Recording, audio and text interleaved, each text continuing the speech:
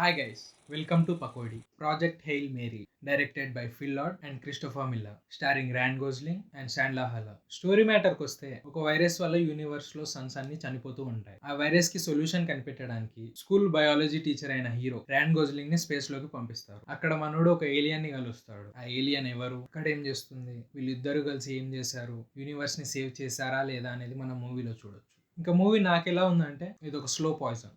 ఓవరాల్గా చూస్తే మూవీ చాలా బాగుంది. బట్ మూవీ చూస్తున్నంతసేపు నాకేమంత థ్రిల్లింగ్ అండ్ ఎగ్జైటింగ్గా అనిపించలేదు. దీనికి రీజన్ నాకు స్టోరీ ప్రిటీ యావరేజ్గా అనిపించింది. మూవీ టీం వాళ్ళు మొత్తం 3 ట్రైలర్స్ రిలీజ్ చేశారు. ఆల్మోస్ట్ స్టోరీ మొత్తం ఆ ట్రైలర్స్లోనే రివీల్ అయిపోయింది. సో నాకు మూవీ యావరేజ్గా అనిపించడానికి ఈ ట్రైలర్స్ కూడా రీజన్ అనుకోవచ్చు. మూవీ చూస్తున్నంతసేపు నాకు అక్కడక్కడ కోయి మిల్గాయ వైబ్స్ కూడా వచ్చాయి. బ్యాక్గ్రౌండ్ స్కోర్ కూడా యావరేజ్గానే ఉంది. నేను ప్రసాద్ స్పీసీఎక్స్ స్క్రీన్లో వెళ్ళాను. విజువల్స్ కూడా నాకు యావరేజ్గానే అనిపించాయి.